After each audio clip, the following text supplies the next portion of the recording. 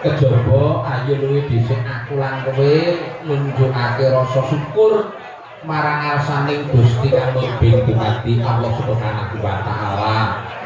Ya gandeng atiku lungguhan dina iki aku kowe lan kabeh para kanca-kanca Sanggar Badranaya, kepara mligi marang pepundhenku Bapak Suyono Ibu Umi kepala desa Koripan sagota wongso iki isih pinaringan Syekh Nugroho wujuding kabagas parasan lan kang wilujengan lho ngono mak iya ya mergo saka kuwi teman dina iki awake dhewe sosowan mergo tinimbalan Mbah Yono utawa kanakune biyen kuwi wis Mbah Notol mergo ya wis cilik iki wadanane ngono iya dina iki panjenengane Pak Suyono Pak Kepala Desa Koripan netepi darmaning werda ngentas pitulusken putra Mas Hafid kang wis kirang dina kepungkur kae jauh kelawan Mbak Alvin saka Blumpang Tangkal Sawurana lan iki mau nduk merga ya wis sepasaran banjur diadani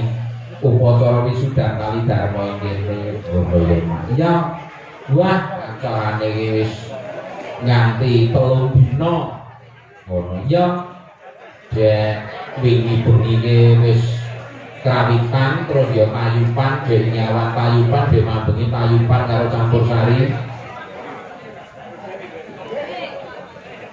lan bengi iki dibacokake gelar kelire saka wengi matas isih dibacokke sesuk esuk lho sesuk apa mak murwa kono la ora gajah-gajahane sesuk bengi tenan apa ora iya kok menawa iya lajar ngaturake syukur ya mak iya no mergo wong kang gedhe rasa syukur iki insyaallah Gusti bakal nikel tekokake marang kanikmatan lan kanugrahan sing wis diparingake ngono ya mak iya kita iki mau rada over sampai kok Mas kok ganggung jan operator wilayah anyaran ini Mas Ayu lan sampai sore mau nganti rambutnya ibu tek sana liko nah mulai mikir dan alhamdulillah nduk sowan eneng Desa Koripan bengi iki setelah tahun 2019 nek ora salah kan Mbah Yono anyar-anyar ini dadi lurah nek wayangan ning kidul ngono kuwi ya rombongane rong akeh ngene kae sik saperangan isi para pengrawit sepuh-sepuh saiki wis do nyuwun istirahat dan yo kondisi fisik ngono ya ya hasbunallahu wa ni'mal wakil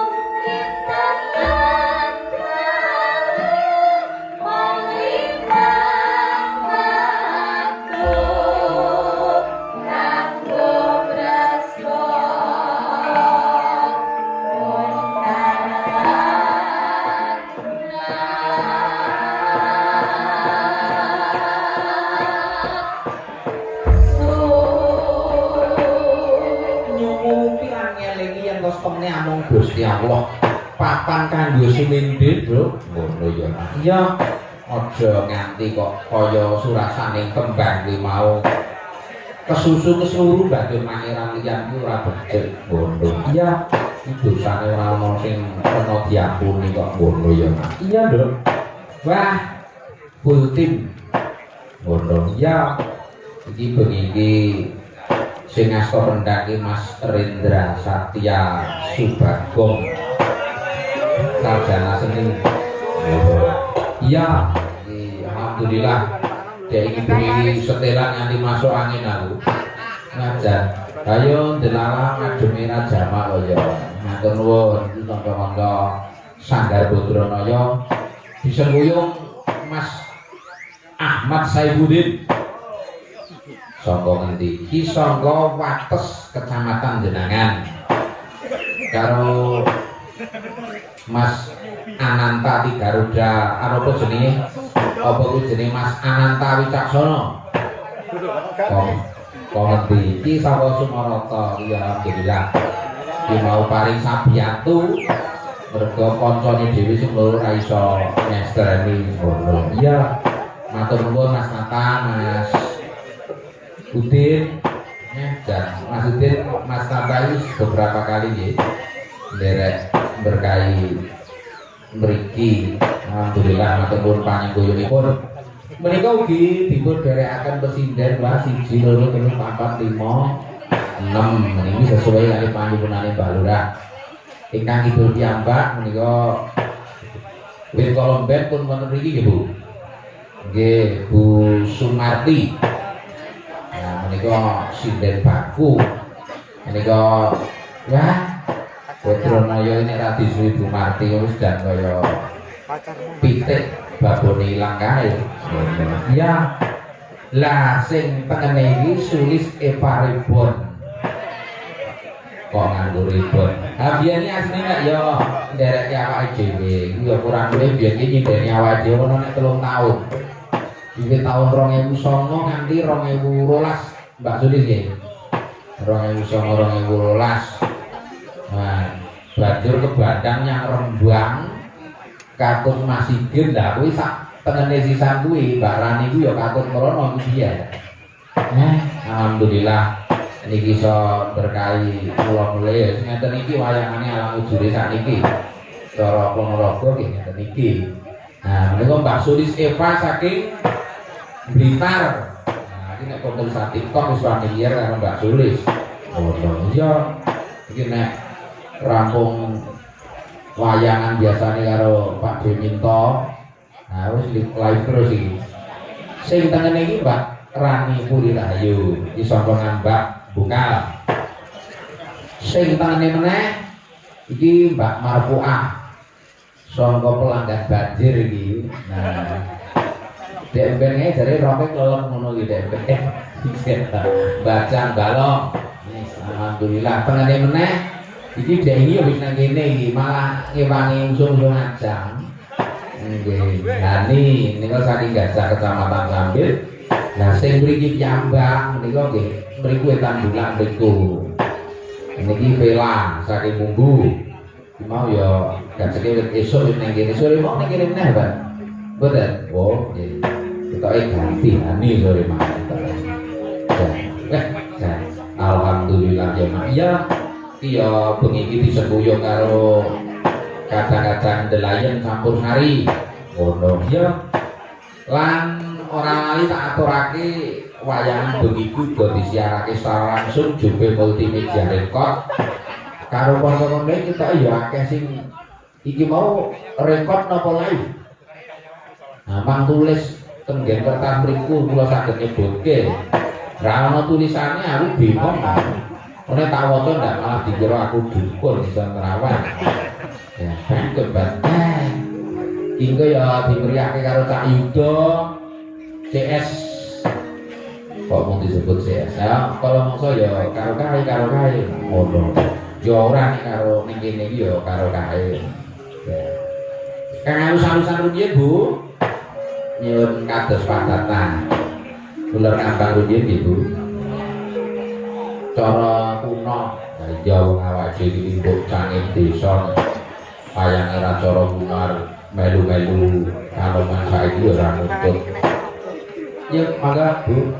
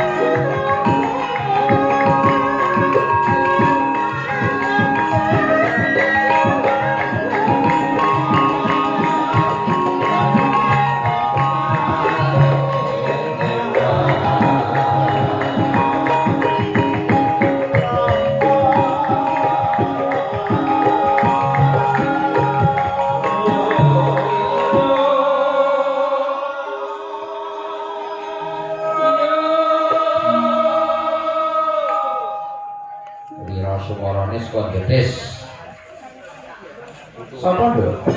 Mas Rifki. Wah, iya termasuk bintang tamu. Oh, no. Iya, maka